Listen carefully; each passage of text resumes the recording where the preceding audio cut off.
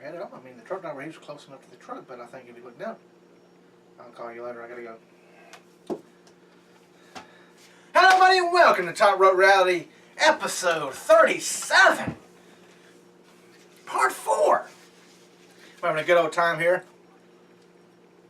at Top Rope Reality.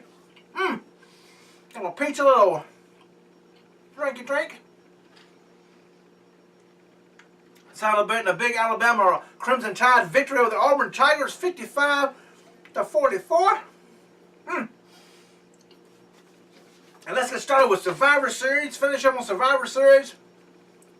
Stop texting me. I'll talk to you later.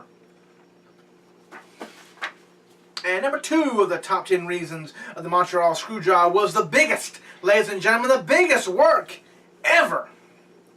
Dave Meltzer, wrestling observer, full account and friendship with Bret Hart. Wrestling Observer was an underground Bible for wrestlers and smart fans in the 90s. The dirt sheets, you know. Dirt sheets. Was passed along with all the wrestling locker rooms.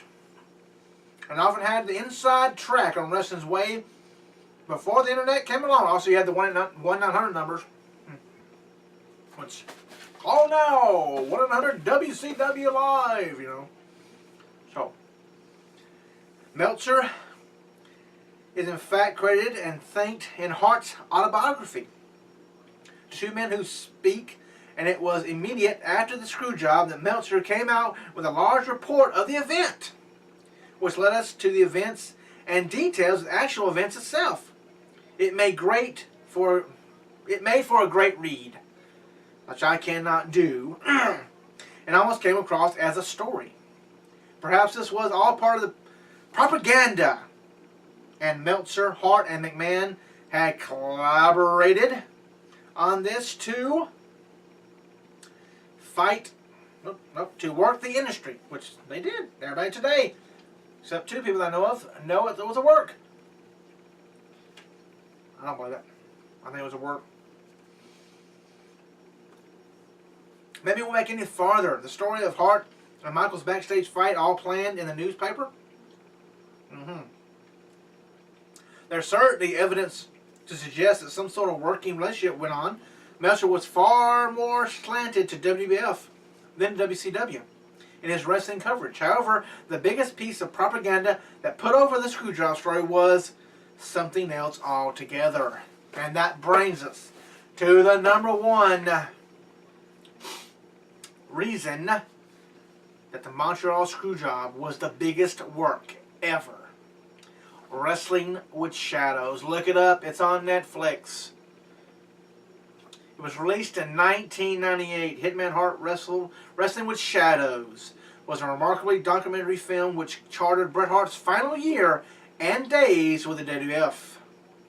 Director Paul J. managed the film, all the build-up to the screw job itself, including a controversial conversation in which McMahon promises the match will end by a run-in.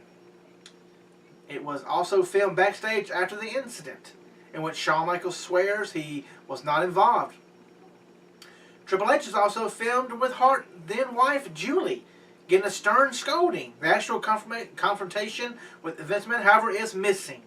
It is a huge coincidence that the film crew just happened to be present on the night this all went down, or is it all part of the work?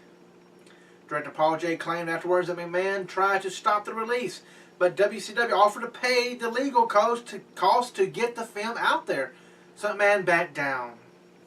There's no proof of this, and no records on WCW's side to suggest they offered to do this. What we do know is that it's extremely unusual for McMahon to ever allow any, I repeat, for Vince, turn on first.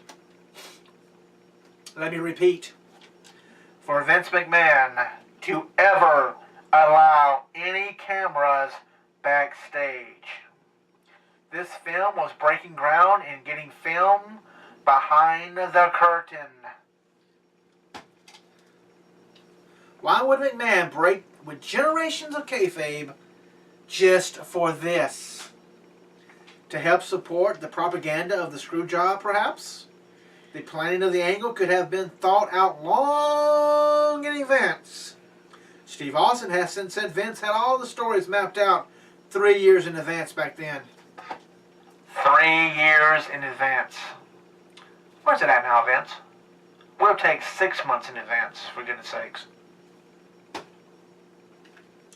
The Montreal Screw Job, the biggest backstage incident in WWF history. What just happened to have a documentary crew backstage at a WWF for the first time? You couldn't make it up. Or could you? Well, there you go, folks. There you go. That's the 10 reasons the Montreal Screw Job was the biggest work ever. Because Vince, what Vince did, and how this took all that way, and that took all that way. Come on. Remember, folks, Brett screwed Brett.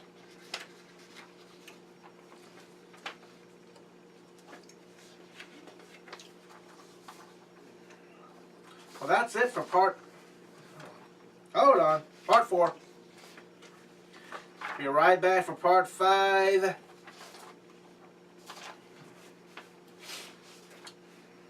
my paper straight here.